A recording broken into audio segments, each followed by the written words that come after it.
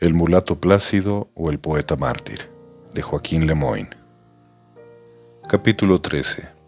Durante los pocos días de la ausencia de Gabriel, se le destinó un pequeño aposento inmediato a la entrada de la casa. Una estera de paja, un catre, 2 sillas, un laboratorio y una mesa. Todo de madera blanca constituían lo principal de su ajuar. Raquel, después de revisar esa habitación, compró personalmente útiles accesorios, que cuando los vio Manfredo los encontró demasiado lujosos para el aposento de una ayuda de cámara. Ella se opuso a las objeciones de su esposo. Este insistió en ellas y se trabó, con tal motivo, una de tantas contrariedades domésticas que pasan aún por el cielo más puro de un hogar, como nubarrones de verano. Pasaron pocos días en efecto y Gabriel regresó a la casa y fue nuevamente recibido con igual estimación, pero con más confianza que antes. Tan luego como Berta y Alberto sintieron sus pasos, salieron al corredor a su encuentro, preguntándole cómo le había ido en esos días y le dirigieron palabras joviales. Berta le contó enseguida que ya estaba preparado su cuarto. «Vamos a ver, Gabriel, el pequeño nido que te hemos preparado». «¿Dónde está, señorita?» «Ya lo verás», le dijo, y se encaminaron a él. Cuando llegaron a su umbral encontraron a Raquel, colocando en el muro y a la cabecera de su cama un cuadro místico. Era el arcángel San Gabriel. El joven mulato, al sorprender la solicitud de la señora, se detuvo en el dintel de la puerta, fijando en ella una mirada de gratitud. Se ofreció para ayudarla, pero ella había concluido ya su tarea. «Señora», le dijo, «su bondad me avergüenza. Yo sabré corresponderle con exactitud en el cumplimiento de mis deberes, con mi adhesión y mi fidelidad. Pero ya que es usted tan bondadosa conmigo, voy a pedirle me conceda los útiles que me son necesarios». «¿Cuáles son, Gabriel?» «Una hamaca y recado de escribir». Momentos después tenía Gabriel en su habitación ambas cosas. Guardó en un cajón de la mesa el recado de escribir y clavó la hamaca por ambos extremos diagonalmente en el cuarto. En ese momento tocaban a la puerta de la casa. Era Carolina, que iba a preguntar si Gabriel había llegado ya. Poco después Gabriel se mecía tendido en su hamaca, como para ensayar las horas que se prometía pasar en ella. Y Carolina conversaba con los de la casa en el costurero. Manfredo, dirigiéndose a ella, díjole, entre otras cosas, en el curso de la conversación: «Sabes, Carolina, que todos los de mi familia han llegado a cobrarle cariño sincero y casi tierno a Gabriel». «Mucho me compadezco, señor», contestó la costurera, «porque lo creo digno de ese cariño, y la mayor prueba de que lo merece es que tan pronto ha sabido inspirarlo. Y usted comprende, señor, que lo demás es obra del tiempo». «Es así», contestó Manfredo, «pero por lo mismo queríamos asegurarnos de su consecuencia y lealtad, porque tú debes saber lo sensible que hace el perder a una persona ya querida. Por esa razón desearía que me des alguna luz más sobre la índole, los antecedentes, el carácter y las costumbres de Gabriel, para no violentarlo con exigencias contrarias a ellas. Yo conozco, señora, a Gabriel íntimamente, con motivo de ser un amigo decidido de mi marido, con quien trabajaba en el mismo taller. Ambos tienen el mismo oficio, y se buscaban antes con frecuencia. Gabriel, señor, es de un carácter dulce, uno de esos corazones bondadosos de todo bien, de ningún mal capaz, y para que usted se persuada de ello, básteme decirle que una parte de las utilidades de su trabajo las destinaba para los pobres». «¡Qué bien, papá!», exclamó Berta. «Los domingos me ayudará a distribuir el pan a los pobres». «Es también, señor», prosiguió Carolina, «de un carácter vehemente y casi arrebatado. Es capaz de arriesgar la vida por vengar una injuria, de reparar una injusticia, cualquiera que haya sido su víctima, a pesar de esa indolencia aparente que parece que le dominara. Muy exacto en el cumplimiento de sus deberes, tiene sin embargo algunos inconvenientes. Es a veces exagerado en su amor propio, por lo mismo que ve que su color lo rebaja. No se le puede hacer un insulto mayor que llamarle mulato o bastardo. Se encoleriza de tal modo que parece perdiera la razón. En cambio tiene la sensibilidad del niño y la ternura de la mujer. Más de una vez le he visto enjugar lágrimas al verme llorar. Ay, Señor, un no sé qué de misterioso y vago en el fondo del alma de Gabriel. Hay días, por ejemplo, que amanece con el ánimo tan nublado como las lluviosas mañanas de Matanzas, y tanto o más sombrío que su propio rostro. Se encierra entonces en su cuarto, como una noche de dolor, y queda a veces uno o más días sin salir de él. Su único anhelo en tal situación es sepultarse en la soledad. Parece que quisiera huir de sí y hasta de las paredes de su cuarto, cuando pasa con dolorosa y violenta alternativa del arrebato al desfallecimiento del dolor y de éste a los arranques de indecible ternura por todo lo que le rodea.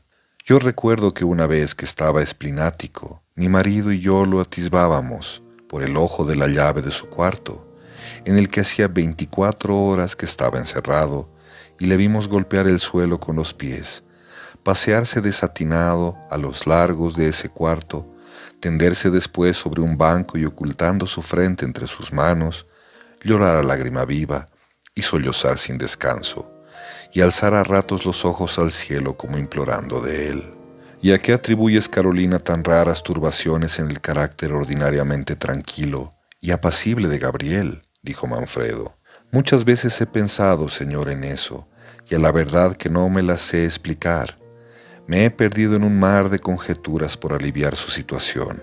Unas veces he supuesto que sea simple afecto nervioso que hace más mella por su corazón sensible y por su naturaleza tan ardiente como el sol de Cuba.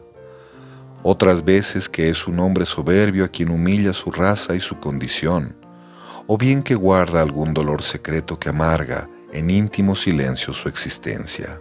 Raro carácter, en verdad, repuso Manfredo. Pero en tales casos, Señor, lo mejor es respetar su soledad y su dolor, porque es imposible que una vez que mi marido y yo entramos en su habitación para enjugar sus lágrimas y consolar sus dolores, nos pidió permiso y nos dejó solos en ella. Seguímosle a hurtadillas una tarde tan nublada como su alma.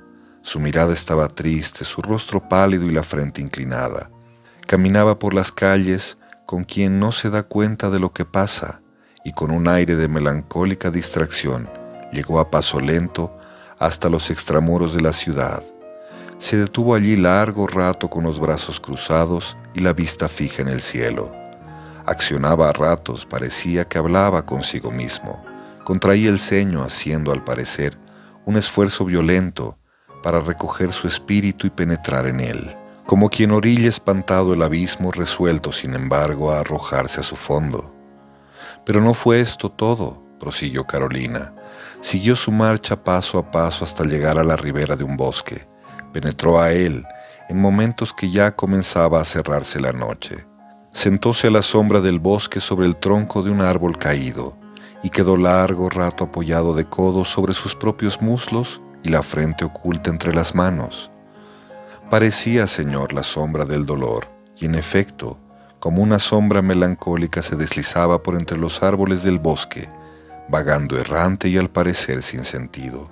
Poco después regresó a su casa, y al día siguiente le vimos como si nada hubiera pasado por él. Solo se le notaba cierta palidez que emanaba probablemente del desvelo y de la vigilia. «Pero dime, Carolina, ¿nada te dijo de la causa de sus sufrimientos?», interrogó Berta. «Nada, señorita. Como tiene de costumbre, guardó un profundo silencio sobre lo ocurrido». «Pobre Gabriel», repitió Berta, con el negro dolor que lo devoraba, con su color oscuro, y a la sombra de ese bosque en que tú le pintas, se me presenta la imaginación como la imagen de la noche. Otra ocasión, agregó Carolina, notándole también algo triste, le ofrecí en mi casa un vaso de vino, porque el licor suele adormecer las emociones del espíritu, y me contestó con profunda amargura: «Gracias, Carolina, ya he bebido mis lágrimas y eso me basta». «Pobre joven», dijo Manfredo, «es digno de compasión». «¿Y estará ahora en su cuarto?», preguntó Raquel. «Sí, mamá», repuso Berta, «acaba de pasar por la puerta de su aposento y le he visto meciéndose en su hamaca». «Me parece que es ya del caso comunicarle cuáles serán sus tareas y la distribución de ellas», agregó Manfredo. «Tiene razón, y él deseará también saberlas desde luego», repuso Raquel. Manfredo le hizo llamar. A poco rato se presentó Gabriel diciéndole: «Señor, estoy a sus órdenes». «Mira, Gabriel», prorrumpió Manfredo, «he creído necesario ponerte al corriente de tus quehaceres en la casa, indicarte tus obligaciones y preguntarte sobre los derechos que exijas». «Yo lo deseaba también, señor». «Bien, tú por la mañana cuidarás de que los jardineros hayan regado los jardines, limpiado las estatuas, aseado los corredores, las sendas del huerto y formado los ramos de flores con que se adorna la mesa del comedor. Cuidarás también de que el esclavo Esteban despierte a Albertito y le aliste todo lo que necesita diariamente para ir a la escuela. Después de que nosotros nos hayamos levantado de mesa, prosiguió Manfredo, podrás sentarte en ella. Una vez que hayas concluido de comer, recorrerás todas las habitaciones para ver si están bien desempolvadas. Te recomiendo también que el cochero no se descuide de lavar el coche diariamente y cuidar con esmero los caballos. En el resto del día, continuó Manfredo, podrás ocuparte de lo que quieras, cuidando solo de que uno de los sirvientes le lleve sus 11 a Alberto. Por lo demás, revisar la mesa a la hora de la comida o del té por la noche y otras muchas pequeñeces por el estilo. Te las irán indicando nuestras costumbres, tu provisión, el tiempo y tu buena voluntad. Lo único que no debo olvidar advertirte, dijo enseguida Manfredo, es que como viene todos los días el señor Altieri a dar lecciones de piano a mi hija, estés listo para cuando lleguen comunicárselo a ella e introducirlo al salón. Lo mismo te recomiendo si viene alguna visita, lo cual será rarísimo, porque mi familia vive completamente alejada de la sociedad y en un casi completo aislamiento. Y eso es tan cierto que son poquísimas las personas a quienes conocemos en Matanzas. ¿Y por qué, señor, ese alejamiento de la gente, cuando la sociedad es uno de los goces más agradables, y sobre todo para personas educadas, ricas y cultas como ustedes? Además, señor, una niña tan llena de prendas y adornos como la señorita Berta, bien merecía, señor, que la luciera usted en la sociedad. Su inteligencia, su belleza, la exquisita delicadeza de sus maneras y de su carácter, el poseer con tanta perfección el francés, el sentimiento que sabe imprimir a la música, cuando las notas del piano parece que tiemblan bajo sus dedos al son de sus propias impresiones, la harían desempeñar un papel muy distinguido en la sociedad de Matanzas, en donde, según infiero, señor, no hay muchas señoritas de tanto mérito como ella. ¿Quién te contó todo lo que sabía mi hija? ¿Cómo lo supiste tan pronto? La señora Raquel me dijo algo, y yo la oí hace poco tocar el piano. Me extrañó que tuviera tanta ejecución y tan buen gusto una niña de su edad. En cuanto a tus anteriores reflexiones respecto a nuestro sistema de vida, tienes razón en apariencia. En mi deseo vehemente de proporcionarle a mi hija un porvenir próspero y feliz, un porvenir que esté a la altura de su mérito y de mi cariño paternal, mucho he pensado en todo lo que me acabas de decir, pero tú no sabes tal vez que aquí se mira de reojo a las familias españolas y que hay muchas y muy mezquinas rivalidades entre las familias españolas y las matanceras. Además, continuó Manfredo, seré franco contigo, porque te considero ya un miembro de mi familia. Y con razón, señor, dijo Gabriel, casi interrumpiendo a Manfredo. Pues bien, mi esposa en su primera juventud fue artista. —¿Artista? —exclamó Gabriel con cierto aire de disimulada sorpresa. —Sí, Gabriel, fue cómica, y tú no ignoras que en todas las sociedades del mundo no se da a los cómicos una mano amiga para introducirlos en los estrados decentes, bien quistos, y sobre todo alumbrados por una luz aristocrática. Hay esa sombra en el pasado de mi familia que oscurece su porvenir, y por eso prefiero yo ser buscado a buscar a las personas, y especialmente a aquellas que blasonan de alta alcurnia. Yo sé bien que la virtud, la educación y el mérito reemplazan en cierto modo lo que ha negado el lustre casual de la cuna y del nacimiento, pero no sucede lo mismo con los demás. Y si bien la alteza de los antecedentes de familia influye, en cierto modo, en la nobleza del proceder y de las acciones, en cambio, no es eso tanto que la modestia de la cuna empañe y oscurezca por completo el brillo del verdadero mérito, que se adquiere con una educación esmerada, cualesquiera que sea el rol que se desempeña en la sociedad. Brillaron los ojos de Gabriel al escuchar estas palabras y prorrumpió de esta manera con entusiasmo incontenible.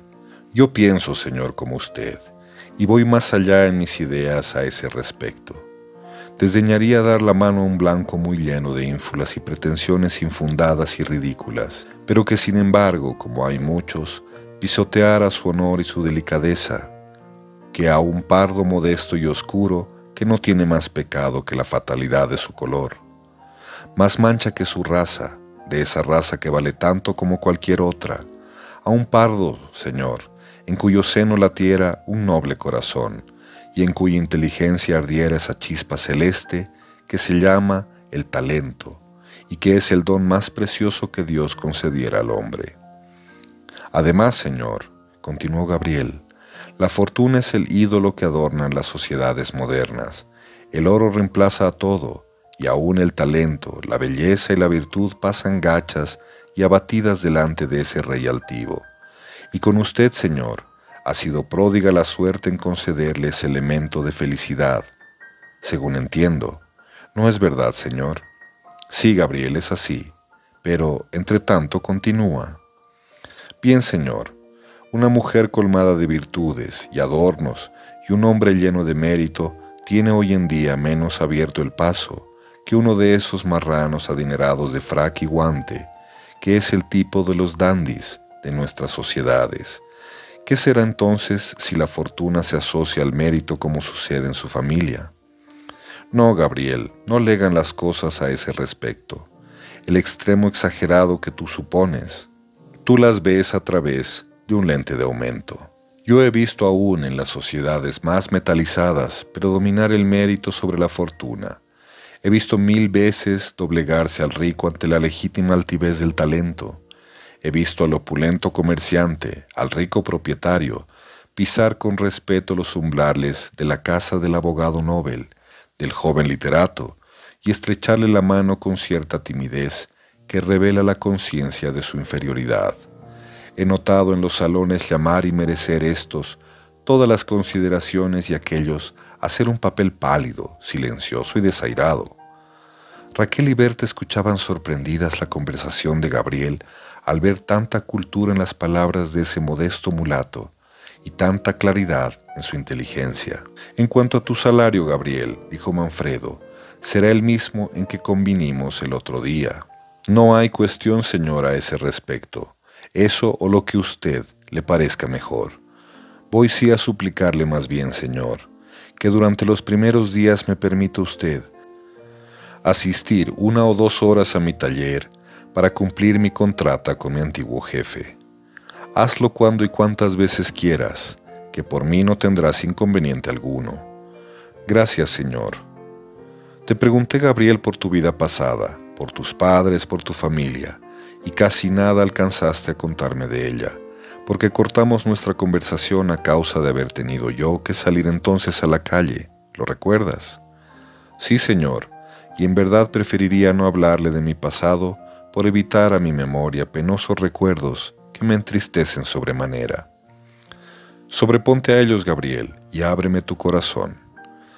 Gabriel calló un momento y exhaló un prolongado suspiro prorrumpiendo enseguida. Mi historia es muy corta, señor. Probablemente abrí los ojos a la vida en el mismo rancho en que pasé mi niñez. Hay en uno de los extramuros de esta ciudad, continuó Gabriel, una humilde casilla en una calle desierta, tortuosa y apartada. No tenía sino 2 habitaciones de muros ruinosos y sin blanquear y de techo pajizo. Tienen una puerta que da a la calle, otra interior que conduce a un patio tan pequeño como mi frente. Las hojas de esas puertas son de madera blanca, 2 mesas antiguas muy talladas y pintadas de verde y con aristas doradas, 2 catres de madera a uno y otro costado de la entrada, un banco rústico, unas pocas sillas enormes, azules y tapizadas de cuero, un candelabro de loza ordinaria ocupada con una vela de cebo, algunos santos pintados al óleo con colorido chocante, en lienzos quebrajados y empolvados, un crucifijo a la cabecera de una de las camas, He ahí, Señor, mi morada, durante los primeros años de mi vida. 2 lechos te he oído decir, ¿con quién vivías allí? Supongo que a la edad que tendrías, entonces no vivirías solo. No, Señor. ¿De quién era esa casa? Voy a continuar, Señor. Esa modesta mansión, nido de mis primeros sufrimientos, cuna carísima de mi infancia, fue también la tumba de una persona querida, de una mujer. Bajo el ala de su cariño abrigué mi cuello infantil, mas esa ala se plegó un día. Pero Gabriela habla, nombra personas, sé más explícito. Bien, Señor, dijo, y enjugó una lágrima que tembló largo rato en sus largas y retorcidas pestañas. Esa mujer era una anciana de 80 años de edad, una infeliz negra, una pobre ciega, una esclava. Era mi abuela paterna. Cuando yo era tan niño aún que todavía no podía trabajar para ganar el pan de todos los días y solo podía ayudar a esa anciana en pedirlo a Dios con el primer rayo de la mañana, arrodillado al pie de su lecho en el que descansaba de sus fatigas y dolencias, mendigaba ella por las calles y plazas la dádiva del que encontraba al paso, o tocaba las puertas del acaudalado para pedir una limosna en nombre de Dios, y no recibir a veces más respuesta que el que le dieran con las puertas.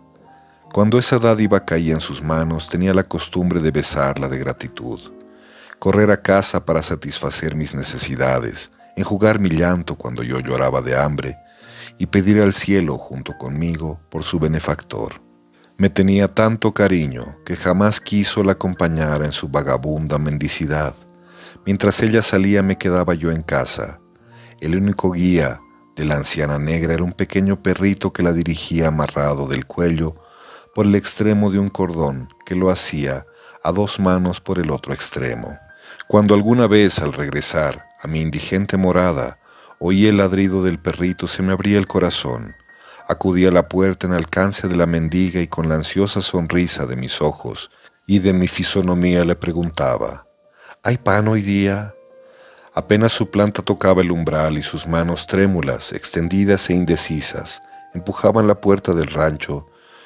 Parecía que quería palpar con ansiosa indecisión los obstáculos de su tránsito, o buscar la manecita de su nieto para imprimir un beso en su frente exclamando, «Gabriel, Gabriel», y yo corría a abalanzarme de su cuello, a recibir sus abrazos, las caricias con que me colmaba, los besos con que cubría mi rostro.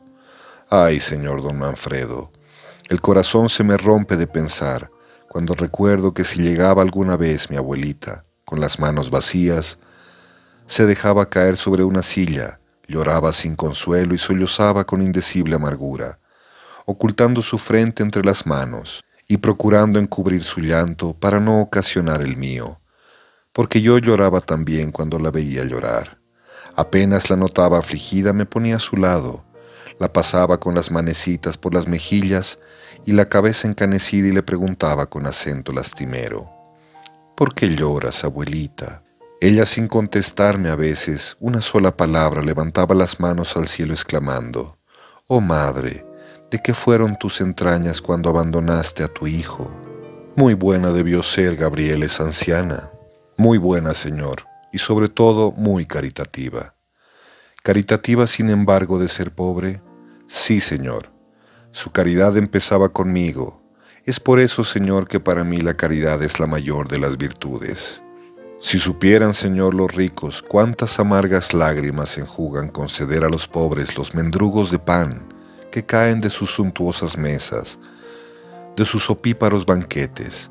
Si supieran que una dádiva a tiempo puede salvar la pureza de una virgen que tiembla de hambre a la orilla del abismo, tal vez mientras la mano adinerada de la seducción la empuja a ese abismo, haciendo vacilar su virtud como vacila en la rama la hoja seca que el viento azota.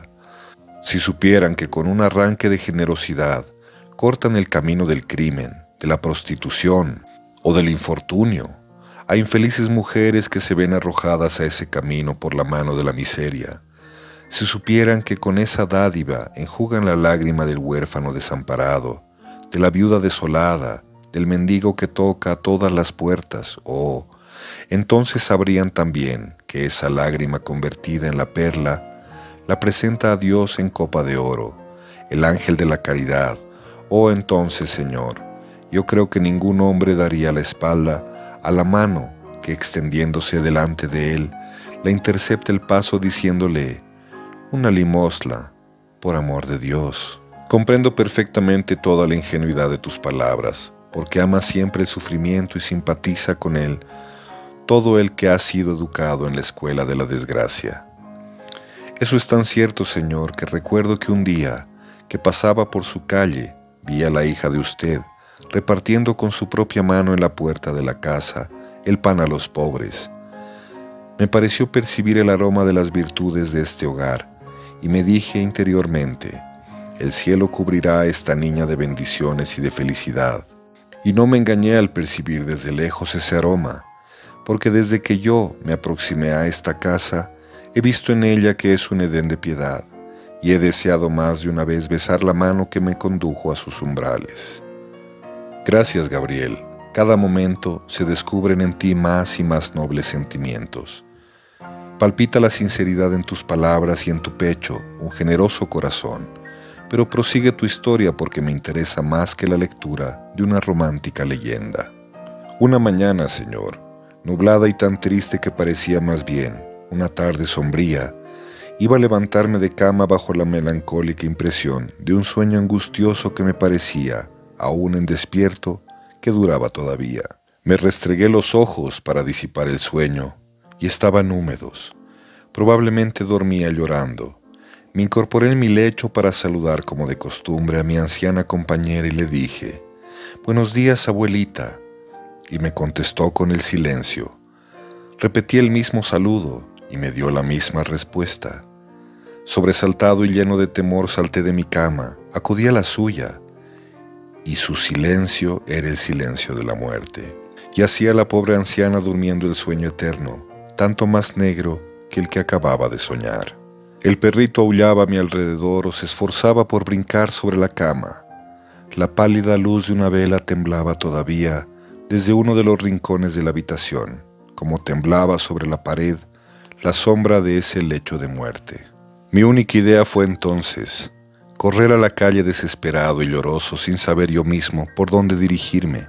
Gritaba sollozando en medio de la calle, me ahogaba el dolor, tenía miedo de quedarme solo con el cadáver. Mis pasos se dirigieron por fin maquinalmente a casa del cura de la parroquia. Entré a ella como un loco, llenándola con mis alaridos y mis lágrimas. El cura, compadecido de mi desesperación, me condujo a mi casa, después de preguntarme por qué lloraba. Llegamos a ella. Al pisar sus umbrales y resonar el ruido de nuestros pasos, abrió los ojos y murmuró levemente: «Gabriel». «Yo soy», le contesté. «Aquí está el cura de la parroquia». Hizo entonces una señal para que el sacerdote la auxiliara. Tomé al cura de una mano, empapándola con mis lágrimas, y lo conduje a la cabecera del lecho de la moribunda anciana. El sacerdote murmuró las oraciones de la agonía, desprendió el crucifijo que estaba clavado en la pared a la cabecera del lecho, aplicólo a los labios de la moribunda. Ella lo besó, comprimiendo sobre sus helados labios la sagrada efigie, empañó con su último aliento la imagen de Dios, plegó los labios, me dirigió una mirada como signo de la última despedida y cerró los ojos, y los cerró para no abrirlos jamás. Poco después se refugiaban los restos de esa mujer en el seno de la tumba y su recuerdo en mi memoria.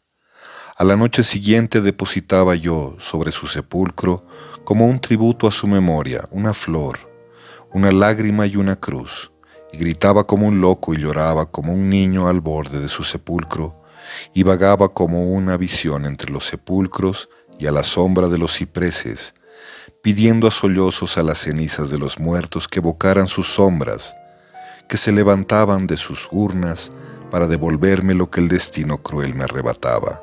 Volví después de esa noche a mi desmantelado hogar y me pareció sentir en él el rumor de las alas del ángel de la muerte que se batían sobre mi cabeza, y encontré tan desamparada la morada de mi infancia como una cuna vacía, como una jaula desierta. No pensé entonces sino en levantar el vuelo para dejarla. «Oh, Gabriel», exclamó Manfredo, Jamás había sentido más desgarrado mi corazón, que al oír tu triste historia más de una lágrima me ha costado, y hasta de los poros de las rocas brotarían lágrimas, si las rocas pudieran escucharte, si las rocas supieran llorar. Gabriel inclinó la cabeza y derramando un raudal de lágrimas exclamó: Yo creía, Señor, que el llanto ya se había agotado en mis ojos, y me consuelo en que no es así. Tengo lágrimas siquiera. Estás, Gabriel, en la alborada de la vida y has sufrido ya tanto como el hombre que se aproxima al término natural de su existencia. Huérfano. ¿Huérfano? Tal vez no, Señor, pues quizás soy un ser abandonado de los míos, es decir, un hijo sin padres, un hermano sin hermanos. Pero esa idea es más desesperante para mí, porque tal vez mientras mi madre vivía, yo no tenía otra madre que la miseria. Sentía hambre y no tenía pan. Me devoraba desde entonces la sed de ciertas ambiciones, y era un pobre mulato. Desvelado, pálido y ojeroso estaba un día meciéndome en la hamaca, revolcándome en mis lágrimas sin tener a dónde volver los ojos, y buscando como un consuelo en mi ardiente imaginación el rostro de la muerte, para que a lo menos ella me brindara una sonrisa, ya que jamás me había sonreído la suerte, y Dios volvió a mí sus ojos. A la tenue luz del crepúsculo de la tarde, un hombre llegaba a mis umbrales y tocaba mi puerta. Con una voz no desconocida para mí, me llamó por mi nombre, salí despavorido y me encontré, Señor, con el cura de la parroquia que asistió a mi abuela en sus últimos instantes. La virtud tocaba siempre las puertas del infortunio. Después de saludarme cariñosamente, de estrecharme entre sus brazos y de colmarme de beneficios, me dijo: Quizá, Gabriel, en tu desesperación no alcanzaste a oír que la anciana moribunda me encomendó tu suerte, y como yo tengo respeto por ese último encargo y cariño por ti, vengo a decirte que tienes abiertas las puertas de mi hogar y de mi corazón. Vente conmigo, Gabriel, agregó enseguida en actitud de partir. Besé lloroso de gratitud la mano del sacerdote. Poco después vivía yo en su piadosa compañía. Capítulo 14. La exactitud en el cumplimiento de mis obligaciones, continuó Gabriel, la delicadeza de mi parte, mi contracción, la seriedad de mi carácter me captaron muy luego la estimación y el aprecio de mi protector. Soportaba sus caprichos, me amoldaba la rareza de sus costumbres y de su carácter, le acompañaba con paciencia en la mayor parte de sus prácticas religiosas y compartía de su ociosidad y del pan de su mesa. Por la mañana ayudábale a vestirse y levantarse de cama. Arrodillados ambos junto a ella elevábamos al son de los primeros trinos de las aves nuestras oraciones matinales. Poco después le acompañaba a la iglesia y le ayudaba a decir su misa diaria. Por lo visto ibas tomando trazas de sacristán de aldea, repuso Manfredo. En verdad, Señor, me parecía que andaba impresionado del olor de los cirios, que encendía y apagaba todas las mañanas, del incienso que quemaba todas las noches en el oratorio, pero en mi situación tenía yo que amoldarme a todo. Pero supongo que el cura sabría corresponder bien a tu solicitud. En efecto, Señor, no retribuía mi trabajo en dinero, porque era un hombre esencialmente avaro, pero le debo en cambio el mayor beneficio que podía hacerme.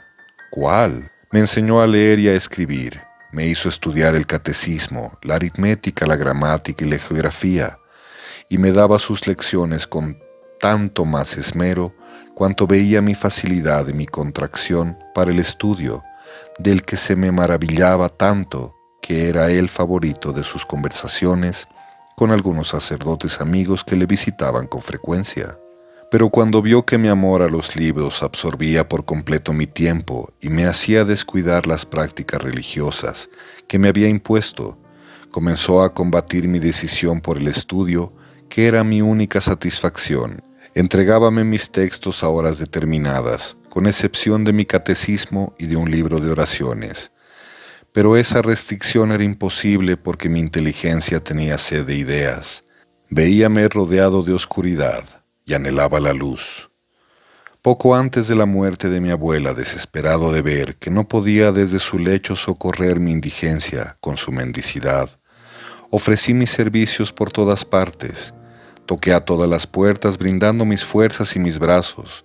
Todas ellas se me cerraron.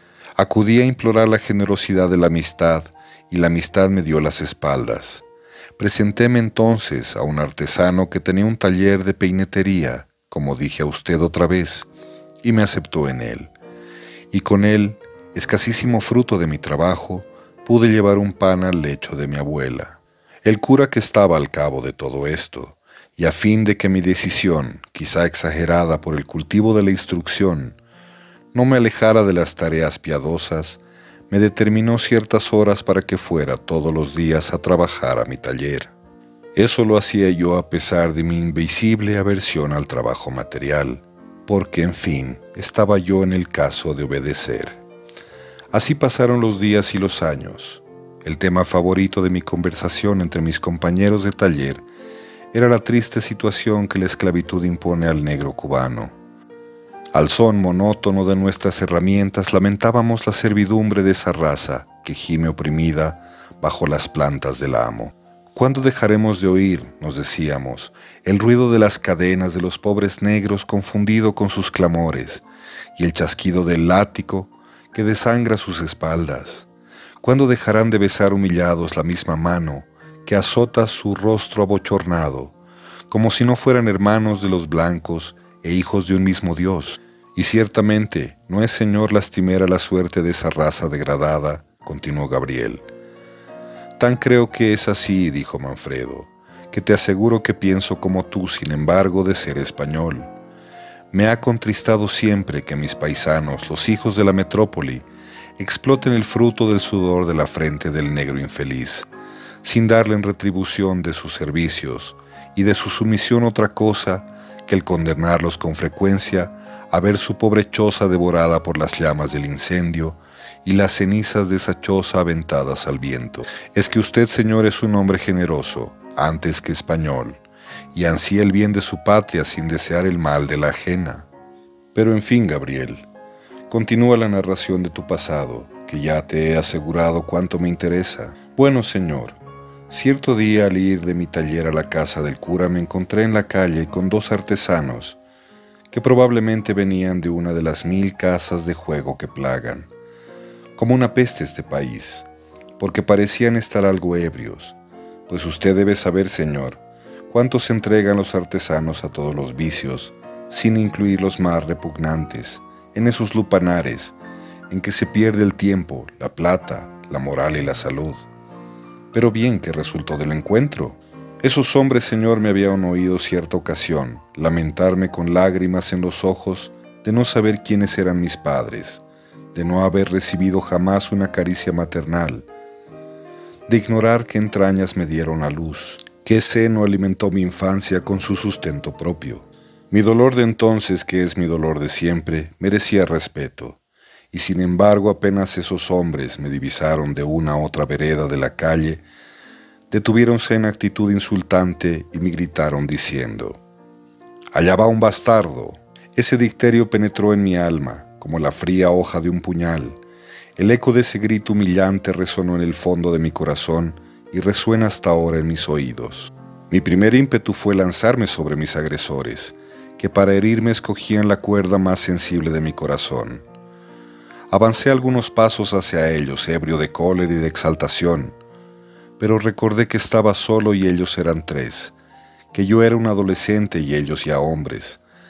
Pensé entonces que podían abusar de la superioridad del número y de la fuerza brutal.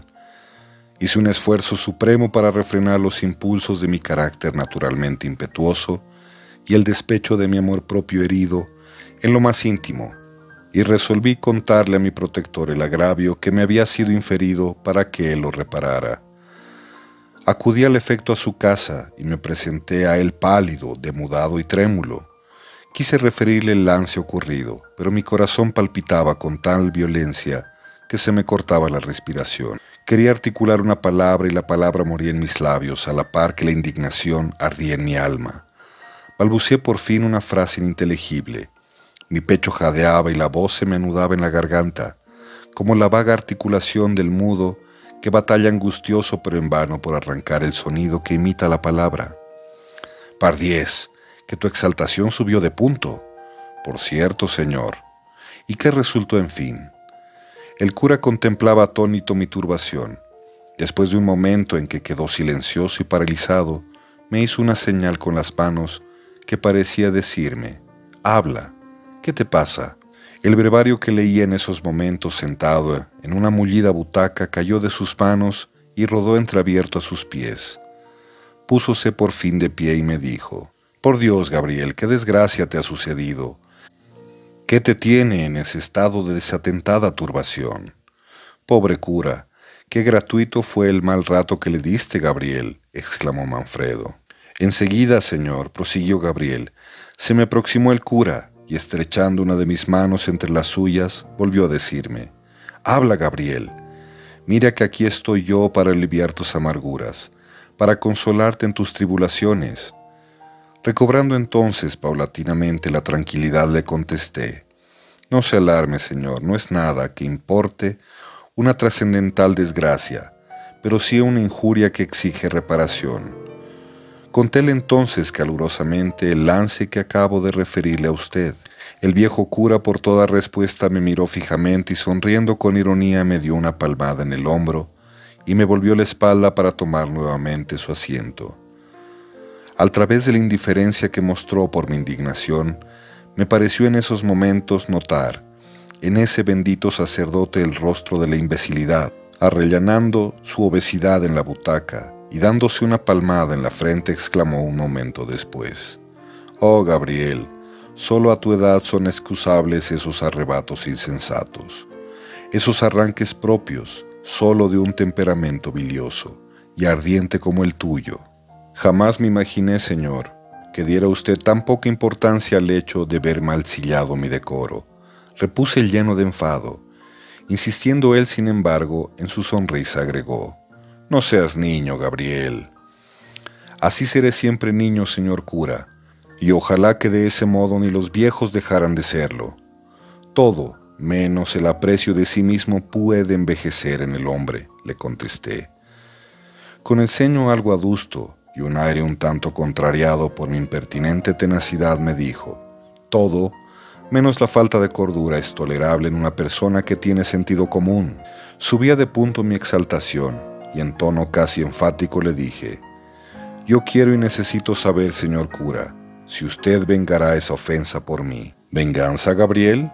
Qué mal viene esa palabra a los labios de un hombre cristiano como tú. La venganza es la rastrera satisfacción de las almas pequeñas. El mártir divino, ese tipo de humildad, nos enseña a presentar una mejilla a quien nos ha herido en la otra. Bien, señor cura, aparte de que yo no soy capaz de presentar ninguna, porque no soy mártir, no soy divino, no comprendo cómo una persona brinde estimación a otra y se niegue a desagraviar su honra.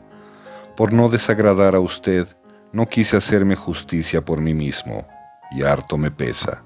Esa fue, señor don Manfredo, mi última contestación, y con una fría venia me despedí del cura que, silencioso y azorado, me seguía con la vista. Salí de su casa y jamás volví a ella. Entonces me vi nuevamente, señor, a merced del primer viento que me soplara y arrojado por la ola de mi destino. Pasé mucho tiempo errante sin asilo fijo, huyendo de los hombres porque perdí la fe en ellos, y deseando huir de mí mismo porque perdí la tranquilidad, la alegría de mi corazón. La mayor parte del día la pasaba en el taller, en el que ganaba apenas lo necesario para mi subsistencia, y las noches generalmente en casa de un artesano, compañero mío, que es el esposo de Carolina. Esa ha sido, señor, mi vida por largo tiempo, hasta el día en que Carolina, en fuerza de su cariño por mí, de haber compartido de mis sufrimientos y oído lamentarme amargamente de verme tan solo y tan abandonado en el mundo, tuvo la feliz idea de ofrecer mis servicios en casa de usted. Probablemente la mano de Dios condujo los pasos de esa mujer aquí, que es el hogar de la felicidad, porque se respira con él la virtud, el amor y la caridad, que son la felicidad del hogar. Yo nunca dejaré de bendecir, Señor, la hora y el día en que la suerte me trajo a participar de ella. Me pidió usted, Señor, que le refiriese mi historia.